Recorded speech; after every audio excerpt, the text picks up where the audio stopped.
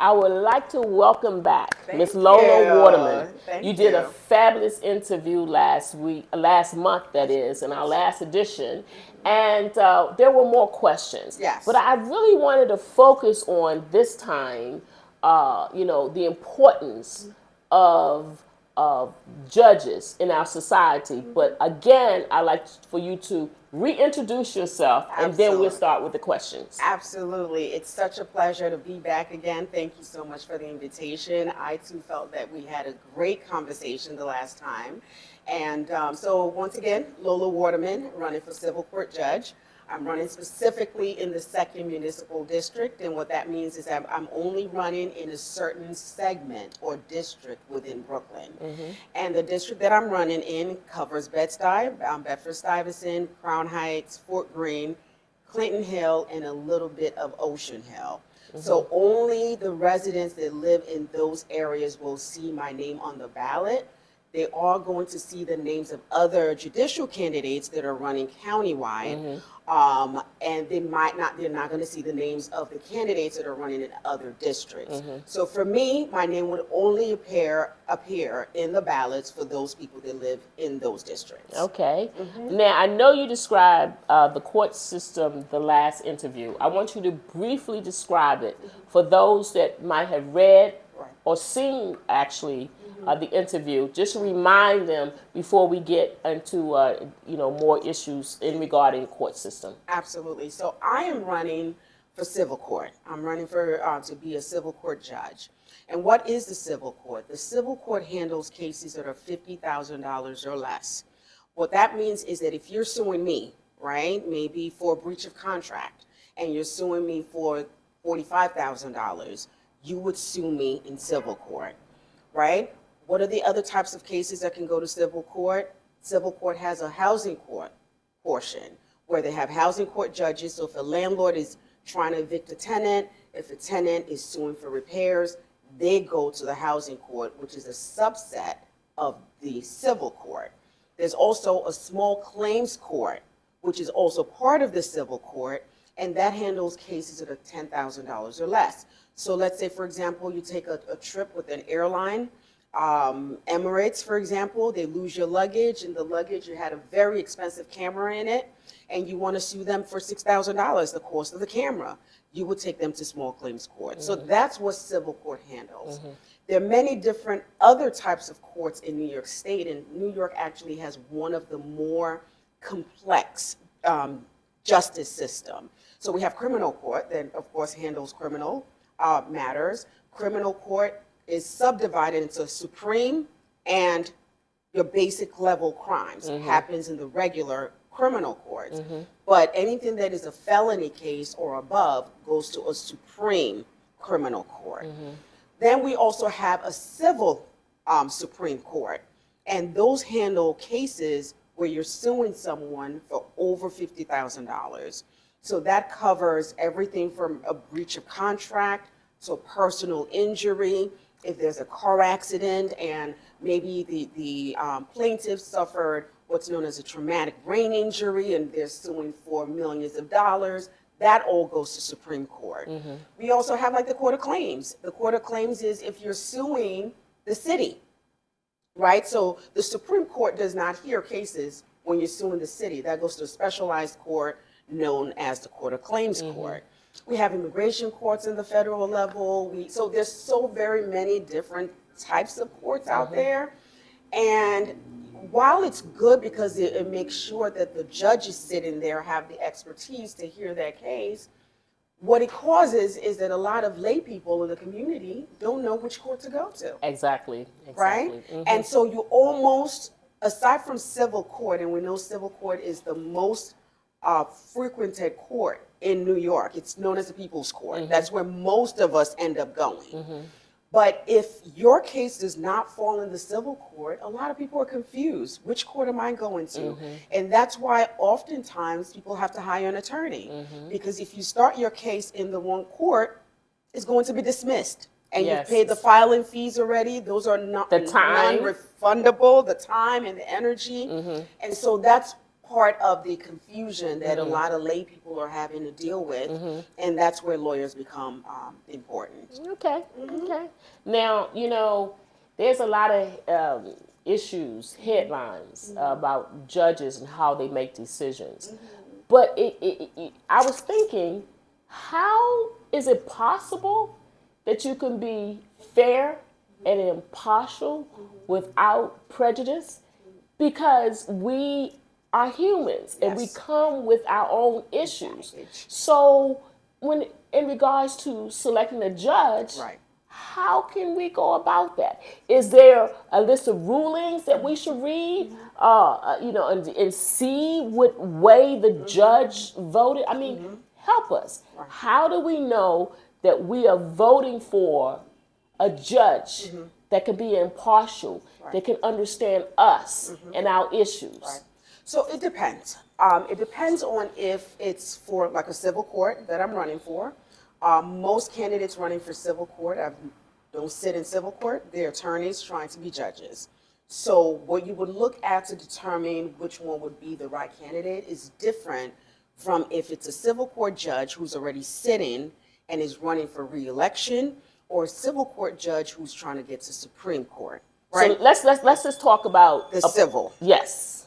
If it's a new candidate like myself, who's an attorney, and by the way, the eligibility requirement to run for judgeship, the only thing that is required is that the attorney have been in practice for 10 years. And remember you stated That's that the last only time. thing. Yes. So you get your 10 years, you can then run for office. So what I'm running on as a candidate is I'm running on my qualifications, my empathy, and my commitment to community. So how do Those we are the determine? things. But how do we determine empathy? Right, So so- and your commitment. What's there right. so that we can say, do our research and say, yes, this is a it. lady that I want to vote for. Right, right. So how do we determine that? What's important for me, and the reason why I chose those three things, is as someone that has practiced in the court as an attorney, and someone who currently works in the court right now, these are the things that I look at when I see a judge on the bench. I want to make sure that the judge is hearing me, and not just listening, but can empathize with me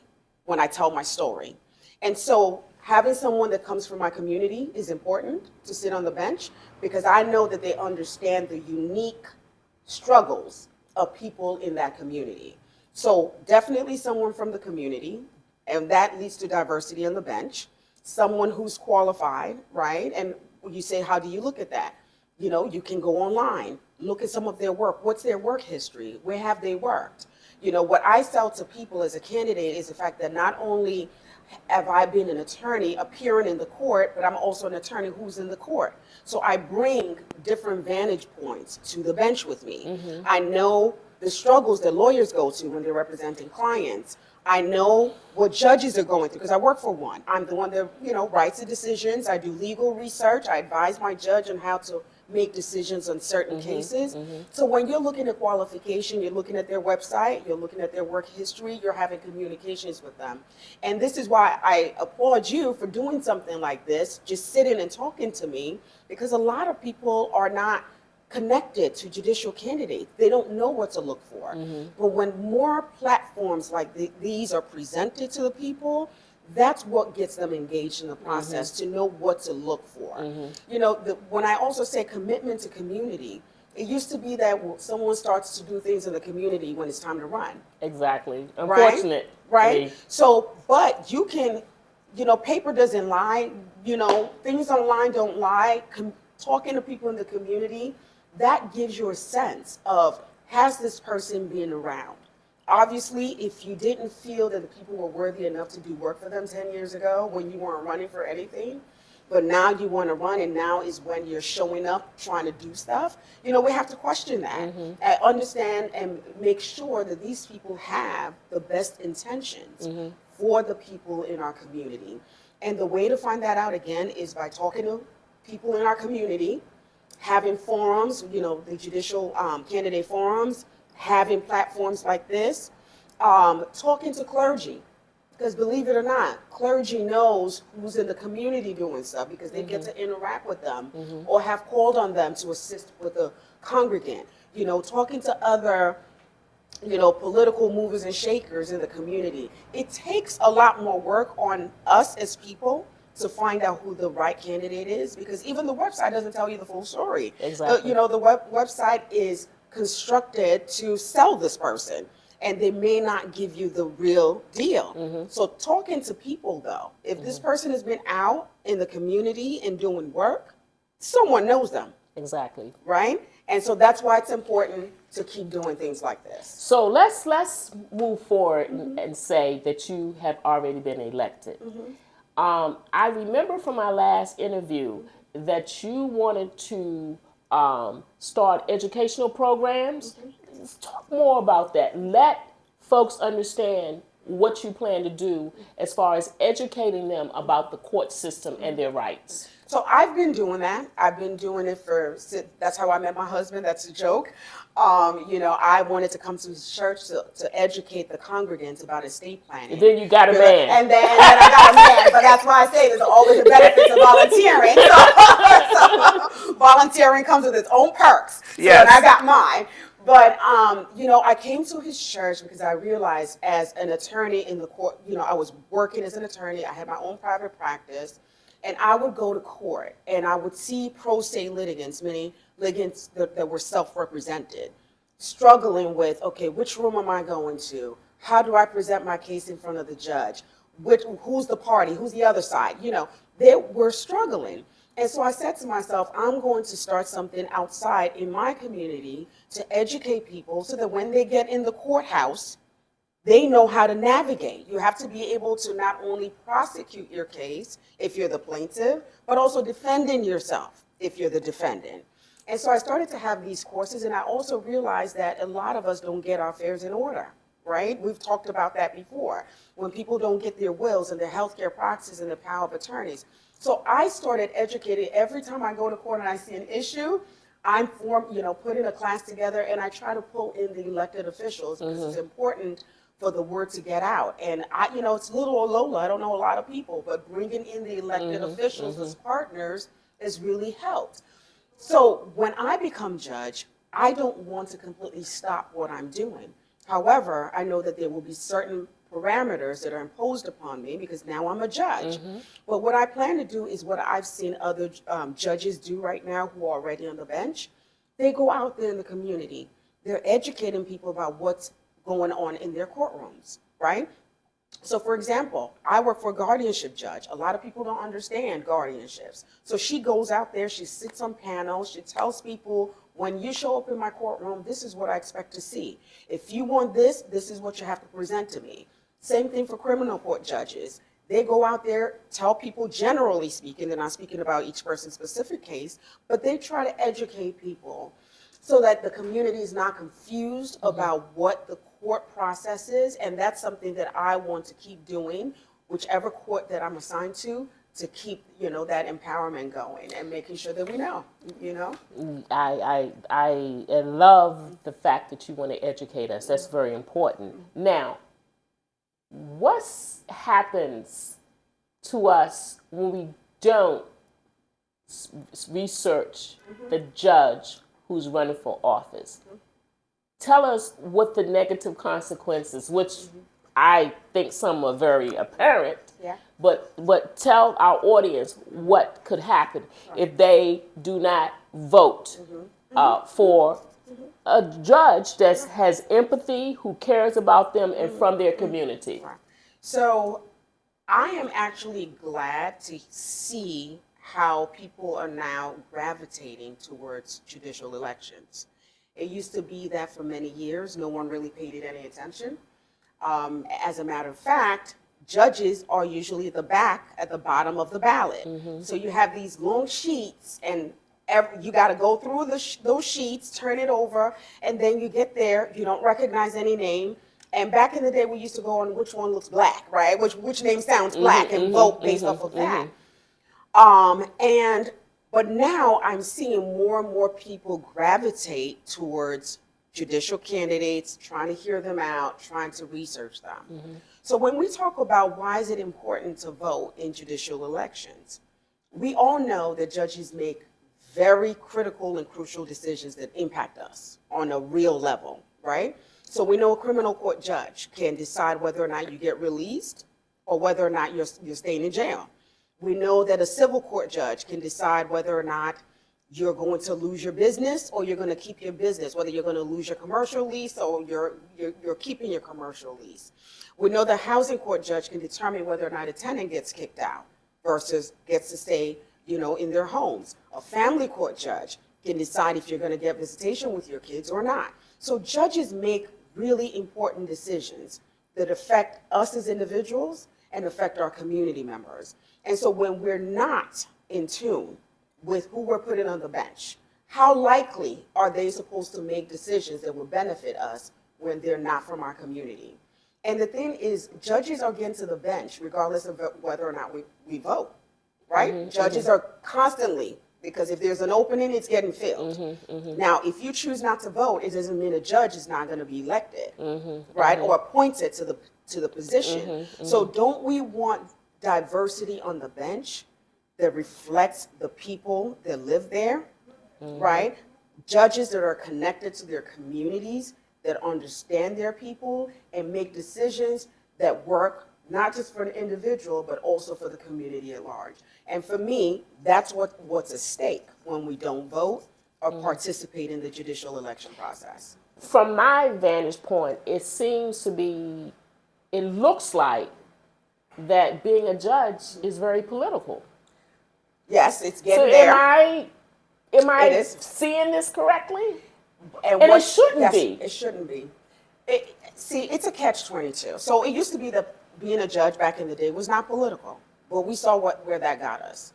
It meant we had old white men on the bench because they were the ones that could get there, right? They were the ones that had the connections to make it up there. When they started to open it up to elections, that's when more judges of color began to get involved on the bench, because you can get the votes. If you could get the votes, then you could get elected, right? So it has unfortunately become political, but I'm one of the ones on the fence that it's a partially good thing and a partially bad thing, because when it becomes political, with politics, as you know, it means you're brown-nosing, you're doing whatever it takes, but then the rules of judicial ethics state that once you get elected, you're supposed to disengage from all of that. So that's a good thing, because a lot of people understand Supposed that. to was You're the- supposed to. Was a controlling word of that Exactly. sentence. But then when you want to move up, right? Because most people don't want to sit in civil court forever. They want to be elevated to other courts. Then you're supposed to switch it back on and get political again. And so the question is, how real is that? How real is it that someone can switch it on and off every time they want to be elevated to a different position? So you're right, it's very political, even with the appointment process, meaning judges that are appointed by either the mayor or the governor. Yes, they're not running for election, but I've heard that that's a pretty political thing too. Exactly. It's who you know. Exactly. Unfortunately. So to wrap this up, what do you want to tell our readership about why you need to be the judge? Talk to us. Absolutely. So am I For looking- us. Okay. So he wants you to look over there at the camera. Okay, wonderful. So again, thank you for being here for this past, 10 minutes, listening to what we've been exchanging. I hope I've been able to impress upon you the importance of voting, and not just voting for any elected seats or office, but voting for judicial candidates. It's important that we get involved in the process. And I'm asking you all that on June 27th, which is primary day, that you vote Lola Waterman for civil court judge in the 2nd Municipal District.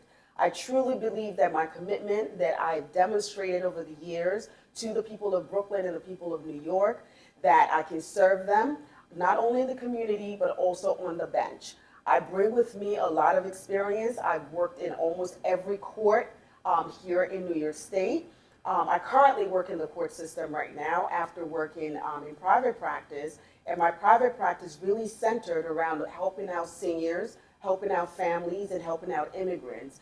And I'm going to take all the passion and all the knowledge that God has given me to the bench to fight for you all and to make sure that everybody gets their day in court. What's important is that you want to walk into a courtroom, you want to send your child into a courtroom, and you want to make sure that they are heard and get their day in court. So my courtroom, I promise you, will be a place where people get justice, will be a place where people are treated equally, and will be a place where people are heard. So thank you for listening to me, and thank you for this opportunity Well, to be I'm going to here. call you Judge, Thank Judge, you. Thank Judge you. Waterman. Thank you. It's been a pleasure. Thank you, Ms. Thank Watts. you. I appreciate this. Thank you so much.